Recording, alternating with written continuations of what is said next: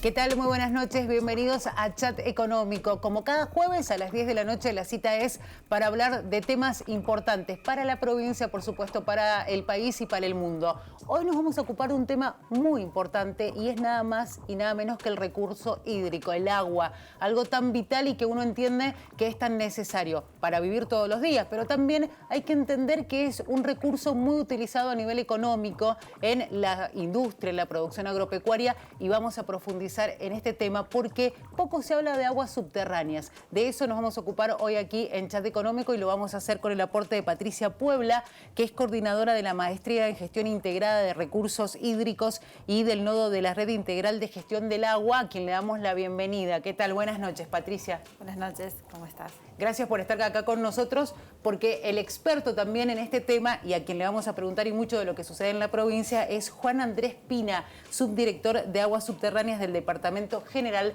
de Irrigación, a quien también le damos las buenas noches. Hola, buenas ¿Cómo noches. le va? Muy bien, muchas gracias por la invitación. Qué tema, ¿no? Aguas subterráneas, y por ahí no sé si se habla mucho del tema o no. No, la verdad que no, por eso la idea de traer este tema era ponerlo, visibilizarlo. Es decir, el agua para la provincia ya sabemos que es muy importante, que solamente tenemos ocupado el 4% del territorio, que el 98% de la población está en los oasis, pero la verdad que poco hablamos de lo que es el agua subterránea, siempre estamos hablando de lo que es el agua superficial. Lo importante es, bueno, ¿qué representa para nosotros esta agua subterránea? ¿Cómo la trabajamos? ¿Qué disponibilidad tenemos de agua? Y un poco lo que nos ha traído y nos ha motivado a traer este tema hoy día acá. Y a Juan Andrés le vamos a empezar a preguntar sin duda sobre este tema porque uno entiende que el Departamento General de Irrigación es quien administra el agua. ¿Y qué pasa con las aguas subterráneas? Bueno, las aguas subterráneas son uno de los recursos más importantes que tenemos. Hoy gran parte de la producción de la provincia depende del agua subterránea. Hace unas par de semanas la ONU, en la conmemoración del Día Mundial del Agua, hablaba de esto y decía hacer visible lo invisible. Sí. Lo que hay que pensar es que muchas veces no es que sea invisible, sino que simplemente no lo conocemos. Entonces, pero no lo conocemos porque no tenemos información y porque no somos conscientes de la importancia que tiene. Ahora, el agua subterránea en la provincia de Mendoza es gran parte del agua potable. Bien, en algunos lugares, como en la zona este, es toda el agua potable. En otras zonas es muy importante para la producción. Tenemos 65.000 hectáreas que dependen del agua subterránea en forma exclusiva, ¿bien? Y más de 120.000 que riegan una parte con agua subterránea. Entonces, más de la mitad de las hectáreas que están cultivadas en la provincia de Mendoza dependen del agua subterránea. Eso no es poco. Gran parte de la horticultura de la provincia depende exclusivamente de agua subterránea, ¿bien? Cuando nosotros vamos a hacer turismo al Valle de Uco y vemos las bodegas y todo el viñedo, lo que estamos viendo es agua subterránea. Esa zona se riega exclusivamente de agua subterránea. Entonces, ¿qué tenemos que pensar? Que cuando abrimos la canilla en nuestras casas es muy probable que sea agua subterránea, cuando abrimos una botella de vino es muy probable que sea agua subterránea y cuando abrimos una ensaladera es muy probable que sea agua subterránea. Y si tuviéramos que pensar en cuál es la situación del agua subterránea en la provincia, ¿qué nos diría, Juan? Yo creo que hay que ser muy cuidadosos con eso porque en muchos ámbitos se habla del agua subterránea como que es la salvación a futuro. ¿Bien? Ahí tenemos que ser cuidadosos porque nosotros hoy hacemos un uso intensivo del agua subterránea. Sí. Como decía recién, una gran cantidad de hectáreas se riegan con agua subterránea. Durante muchísimos años lo que faltó en la provincia de Mendoza fue estudios y planificación, con lo cual hacíamos extracción de un recurso sin medirlo, sin cuantificarlo y sin conocerlo en detalle. Bueno, eso hace unos años que el Departamento General de Irrigación viene invirtiendo muchos recursos y mucho tiempo en conocer el recurso subterráneo, en medirlo, en medir cuánta agua hay y cómo cambia año a año la oferta hídrica. Entonces, ahí tenemos que saber que nuestros recursos están explotados de una forma importante. O sea, que no es que no usemos el agua subterránea y que sea nuestra salvación a futuro. Es un recurso que lo consumimos y lo consumimos mucho. Entonces, hay que usarlo con mucha responsabilidad, con mucho cuidado, sabiendo que tenemos un uso intensivo actual, pero es muy importante también como un recurso estratégico para el futuro. La pregunta que me surge a partir de esta situación, Juan Andrés, es ¿qué sucede con cómo de alguna manera ha ido afectando la crisis hídrica de la cual venimos hablando en la provincia de Mendoza, digo, hace más de 10 años? ¿cómo ha impactado en el agua subterránea? Bueno, impacta de una manera muy relevante. ¿Por qué? La única fuente de recarga de nuestros acuíferos es la nieve. Entonces, parte de la nieve que precipita en cordillera se derrite y forma nuestros ríos y nuestros arroyos, claro, y otra parte infiltra y recarga nuestros acuíferos. Entonces, si hace más de 10 años que tenemos menos nieve en cordillera, podemos decir que hace más de 10 años que la recarga de nuestros acuíferos también es menor. Entonces, eso se ve, todos los años nosotros medimos los niveles de agua en los acuíferos y se nota que todos los años hay menos agua en los acuíferos. Entonces, el impacto de la crisis es muy significativo, es directo, lo medimos todos los años y es lógico suponer que a medida que tengamos menos oferta hídrica, menor va a ser la recarga de los acuíferos. Y vinculado con esto, tanto se habla del cambio climático, de cómo está afectando todo lo que sería la parte de Nibia, es decir, todas las precipitaciones Nibia. ¿Cómo se vincularía esto con la situación que tienen hoy día las aguas subterráneas o que a futuro podrían llegar a tener? Bueno, ahí hay que pensar que las previsiones de cambio climático nos hablan de una menor oferta hídrica. Al tener menor oferta hídrica, que es menos nieve en cordillera, nuestras recargas van a ser menores de los que son hoy. O sea que si hacemos un ejercicio de imaginarnos el futuro, a la menor recarga que tenemos hoy, yo creo que el escenario futuro es más pesimista todavía con respecto a la recarga. Con lo cual, lo que nos pone eso es en un desafío mayor de estudiar más el recurso, de cuidarlo más, pero sobre todo de usarlo con más eficiencia. Estaba mirando algunos datos y, por ejemplo, relacionados con los números que hay a nivel internacional. En América del Norte y Asia Meridional, el 59 y el 57% de la superficie provista para riego depende de las aguas subterráneas, eso solamente en esos lugares, ¿no? Y también en el caso de la contribución económica a nivel mundial, se habla de más de 230.000 millones de dólares que colabora el agua subterránea en todo el mundo. La pregunta, y la vamos a dejar para después del corte, es ¿qué pasa en Mendoza? ¿Cuál es la incidencia que tiene el agua subterránea en nuestra provincia y cómo, de alguna manera, si hay un mapa, algo que nos pueda mostrar la situación? ¿Le parece que lo respondemos enseguida? Perfecto. Bueno, estamos con Patricia Puebla, coordinadora de la Maestría en Gestión Integrada de Recursos Hídricos y del Nodo de la Red Integral de Gestión del Agua, y también con Juan Andrés Pina, subdirector de Aguas Subterráneas del Departamento General de Irrigación, aquí en Chat Económico. Ya regresamos.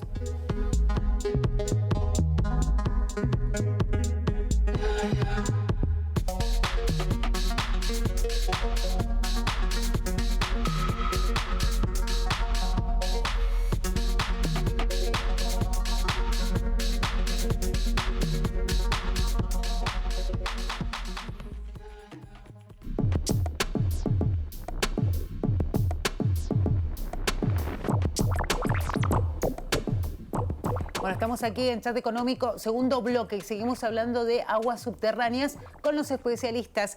Patricia Puebla, que es la coordinadora de la Maestría en Gestión Integrada de Recursos Hídricos y del Nodo de la Red Integral de Gestión del Agua, y Juan Andrés Pina, que es nuestro invitado, subdirector de Aguas Subterráneas del Departamento General de Irrigación. Habíamos hablado un poco de cómo es la participación en la economía mundial de las aguas subterráneas. ¿Y qué pasa en la provincia de Mendoza, Juan Andrés? Bueno, en la provincia de Mendoza el uso del agua subterránea es muy importante, es muy extensivo y está relacionado a actividades muy puntuales que tienen una gran importancia en la matriz económica de la provincia. Como por ejemplo la vitivinicultura, tanto en los proyectos más nuevos de vitivinicultura de altura que están asociados a una alta tecnificación, lo vemos con los proyectos asociados al turismo, con una tecnificación de riego muy relevante, como también en otro tipo de producciones. Tenemos un cambio en la matriz. Mapita, ¿no? Claro, esa imagen lo que nos muestra son los distintos oasis de la provincia. El uso del agua subterránea se usa en todos los oasis, en toda la provincia de Mendoza. Vemos también que tenemos zonas rojas. Esas zonas rojas son las zonas de restricción en las cuales, debido a algún tipo de afectación o de calidad o de cantidad, a la fecha no se autorizan nuevas perforaciones. Entonces hay una gran cantidad de perforaciones en esas cuencas y nosotros lo que hacemos desde el Departamento General de Irrigación es gestionar de la mejor manera posible el recurso hídrico en esas cuencas que son muy importantes para la economía provincial. Como decíamos, más de 120.000 hectáreas riegan en forma exclusiva o en uso conjunto con un derecho superficial en la provincia, y de esas 120.000, más de 65.000 son exclusivas. O sea que hay 65.000 hectáreas que aportan a la economía provincial y solamente se riegan con agua subterránea.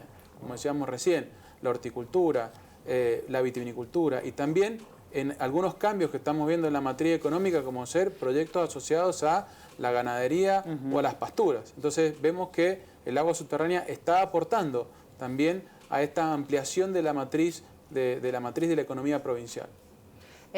Sin duda es muy importante, ¿no? Estábamos viendo ahí incluso cómo, yo pensaba en la cantidad de pozos que hay para el uso agrícola, y esto obviamente tiene que ver un poco con el crecimiento también de las zonas productivas, ¿no? Y en la provincia de Mendoza tenemos del orden de 9.000 perforaciones activas que están destinadas al uso agrícola. Bien, eso significa que es una gran cantidad de perforaciones que están extendiendo toda la provincia y que también el consumo de energía de esas perforaciones es muy relevante. Claro. Y si tuviéramos que hablar un poco del uso que se hace del agua subterránea, si es sostenible, si la calidad del agua que se está extrayendo es adecuada, ¿qué nos podrías decir al respecto? Bueno, la calidad del agua subterránea es variable en las distintas bases de la provincia. Hay lugares donde muestra calidades excepcionales y hay otros lugares en donde, debido a los usos intensivos, ya ha habido algún tipo de afectación. De hecho, tenemos una zona de restricción en la zona este de la provincia en la cual hay una restricción debido a la baja en la calidad, ha aumentado la salinidad del agua. Con lo cual, ¿Y esto a qué se debe? Esto se debe a distintos procesos, tiene que ver con los usos intensivos, con procesos de sobreexplotación, tiene que ver con los cambios en las dinámicas de los acuíferos asociadas a las extracciones intensivas durante muchos años. Tengamos en cuenta que en esas zonas hay un uso intensivo del agua subterránea desde la década del 60 y después de fines del 60, donde hubo una sequía muy importante, una gran cantidad de perforaciones que se hicieron en la provincia de Mendoza por el solo hecho de combatir esa sequía de finales de la década del 60, pero no hubo ningún tipo de planificación en cómo asignar esa agua subterránea. Entonces, esos consumos excesivos, sin duda, que han tenido algún tipo de efecto a la situación si la vemos al día de hoy. Me quedaba pensando un poco en algo que surgió en estos días, y es que al gobernador lo invitaron a ir a Israel, lugar donde, digamos, esta misión presidencial, uno de los objetivos tiene ver y entender cómo Israel logró vencer esa crisis hídrica que los ha afectado, y digo, es un gran desafío para no solamente pensando en la provincia de Mendoza, sino también en la Argentina en general, cuando venimos hablando de una crisis hídrica que a nosotros nos afecta directamente en Mendoza, pero hay otras provincias que también se están viendo afectadas, ¿no? Entonces ahí es fundamental el tema de la administración del agua. Sí, yo creo que ahí el concepto es que no solamente Israel haya logrado vencer la crisis hídrica, sino que domina la situación, que es distinto. Ellos no atraviesan una situación de crisis, ellos partieron de una situación de crisis. Entonces ellos tienen otro concepto de administración distinto al que teníamos nosotros. Nosotros tenemos que tender a ese concepto de administración, que tiene que ser un concepto con una máxima eficiencia. Tenemos que llegar a un nivel de obsesión con respecto a la eficiencia del uso hídrico, porque no podemos extraer agua de los acuíferos que no vaya a tener un uso altamente eficiente y altamente productivo. O sea, ¿qué estamos regando? ¿Por qué lo regamos? ¿Qué productividad le sacamos a eso? ¿A qué destinamos nuestros recursos hídricos? Entonces eso es fundamental. Con eso estamos definiendo en cómo usamos un recurso tan estratégico como el agua. Entonces creo que tenemos que llevar a eso, tenemos que discutir ese tipo de cuestiones que son de fondo y que nos van a marcar la sustentabilidad. O sea, no hay sustentabilidad del agua si no hay una sustentabilidad productiva asociada a esa agua. O sea, no somos sustentables por el solo hecho de usar el agua. Somos sustentables si logramos con esa agua generar un desarrollo que tenga un equilibrio entre los beneficios económicos y productivos y los beneficios ambientales y sociales. Entonces, tiene que haber un concepto integral de cómo nos desarrollamos. Y en esto acompaña un poco el usuario, porque estamos hablando de sostenibilidad y obviamente hay varios actores que están involucrados. Bueno, en líneas generales, el usuario de agua subterránea es un usuario más eficiente que el del agua superficial. ¿Por qué? Porque depende de la energía, y la energía es cara. Entonces, el usuario de agua subterránea es más, entre comillas, cuidadoso, es un poco más eficiente porque sabe que mientras más eficiente es, mejor usa el agua que le costó mucha energía sacar. Bien, ahora, eso no significa que no podamos mejorar, que no tengamos que ser mejores, que no tengamos que ser más eficientes, que no tengamos que buscar la mejor forma de usar en forma conjunta el agua superficial y subterránea. Haciendo un poco hincapié en esto, ¿no? De que si los consumidores, hay una cuestión hasta cultural que tenemos que nosotros incorporar, que es la importancia del agua. Miles de veces hablamos de esto, de que lo equiparamos con el oro, ¿no? pero no actuamos en consecuencia. Seguimos quedándonos con el mensajito que puede tener un gobierno, en este caso la provincia de Mendoza, que siempre hace hincapié el Departamento General de Irrigación del uso responsable del agua, pero a partir de ahí es poco lo que uno ve que la gente incorpora como, digamos, modo de vida. Creo que es muy importante que en todos los aspectos seamos eficientes. Sobre todo con el agua subterránea, que, vuelvo a decir, como depende de la energía, es un agua cara. Es un agua que además de tener un valor por el propio recurso hídrico que es, destinamos un montón de dinero para poder extraerla. Bien, entonces eso tiene que ser que seamos más eficientes. ¿Y cuál es el otro concepto de la eficiencia? Que tenemos que ser eficientes porque si no, la demanda va a ser infinita. O sea, no hay agua que abastezca los usos si somos ineficientes. Siempre vamos a necesitar más, siempre vamos a requerir más y nunca vamos a satisfacer las demandas porque somos altamente ineficientes. Bueno, vamos a ir a una nueva pausa. Estamos en Chat Económico. Recuerden que ustedes pueden seguirnos en las redes sociales. Estamos en Twitter, en Instagram y también en Facebook. Si tienen que hacer alguna consulta, lo pueden hacer. Y los jueves vamos a estar aquí en Chat Económico tratando de responder a sus inquietudes también. Vamos a una pausa, enseguida regresamos.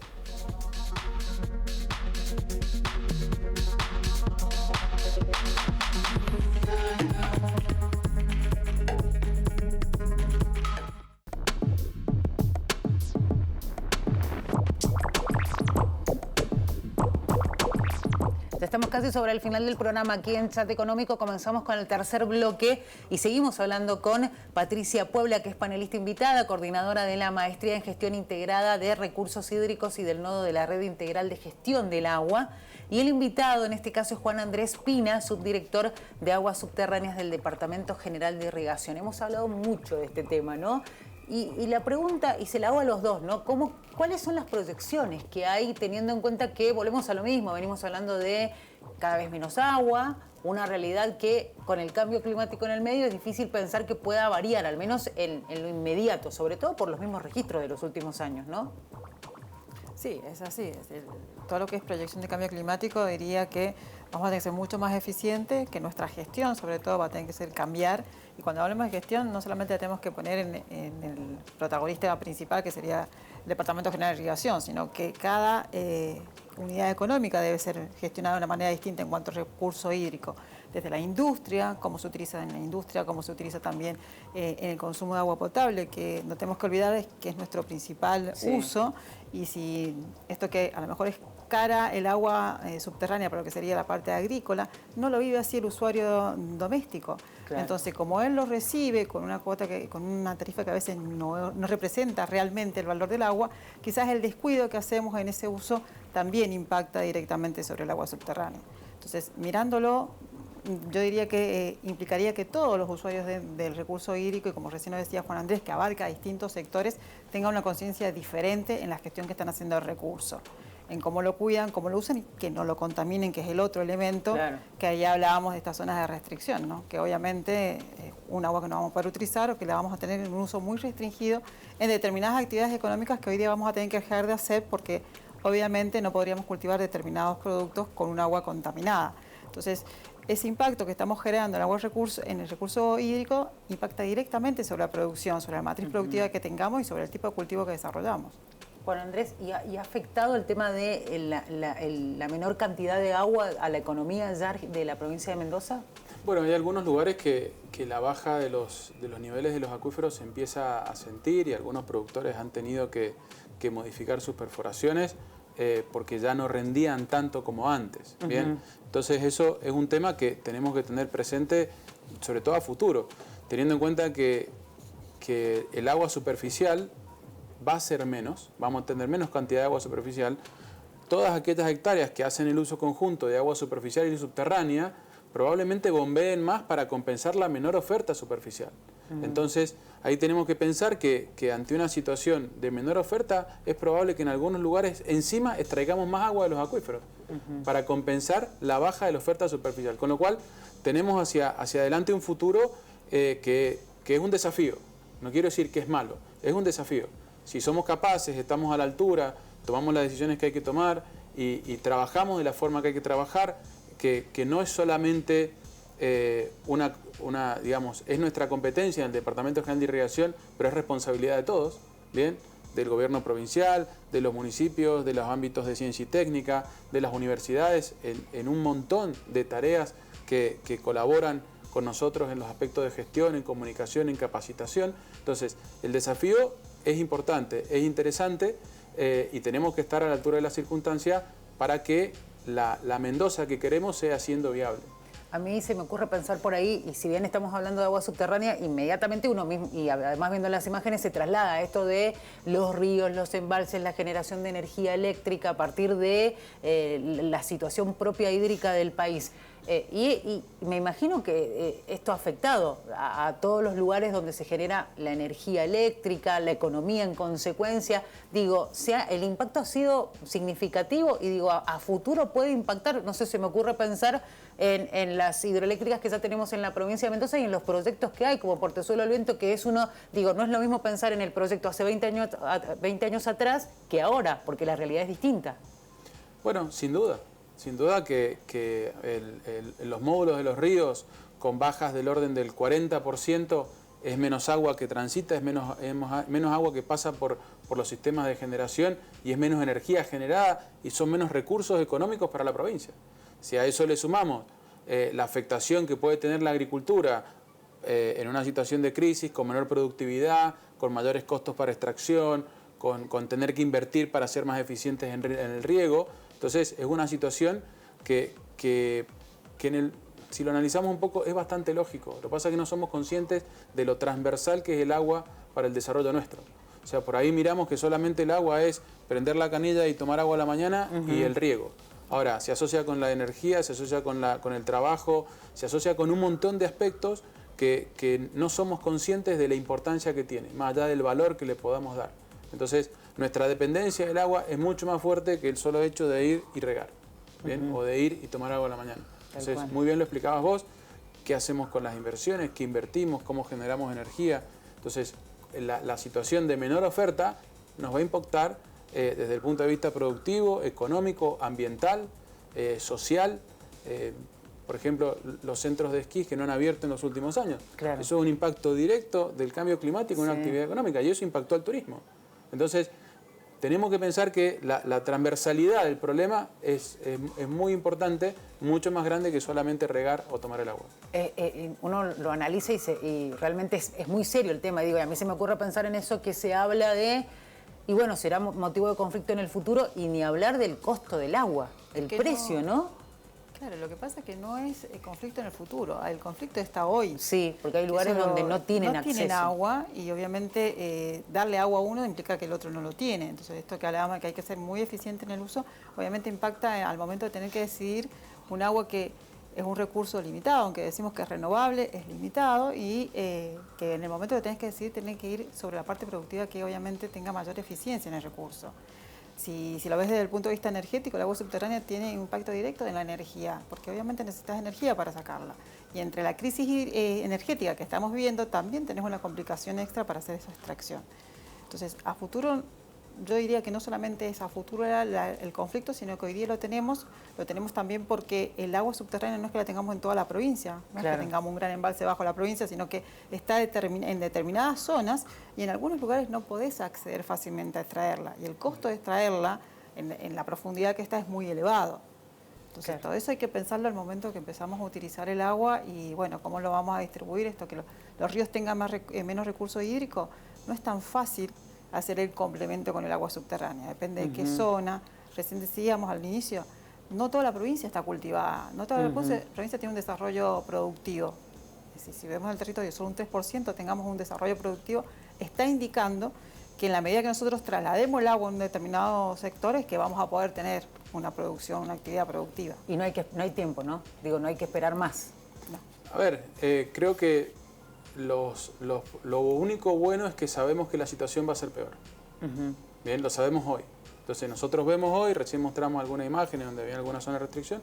Esas zonas de restricción son el resultado quizás de una falta de planificación. Claro. Entonces el agua subterránea tiene un comportamiento distinto al de los ríos, tiene una inercia, tiene unos tiempos que hace que las medidas que tomemos hoy van a impactar en el futuro. O sea, tenemos que tomar esas medidas hoy para que este problema a futuro, que como decía Patricia, ya tenemos ese problema, que los impactos futuros de la situación sean menores. Entonces, repito, creo que lo único bueno de la situación es que sabemos que la gravedad va a ser más importante y que podemos tomar medidas, ojalá estemos a tiempo, de que mitiguen estos impactos. Hay que trabajar en eso entonces. Bueno, Juan Andrés, muchísimas gracias. Muchas gracias a ustedes. Por acercarse a este chat económico. Y Patricia, bueno, nos volveremos a encontrar en algunos programas más, ¿no? Es así.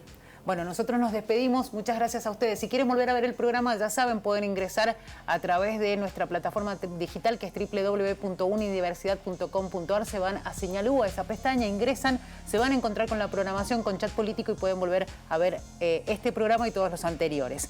Muchísimas gracias entonces. El reencuentro será el próximo jueves a las 10 de la noche. Hasta la próxima.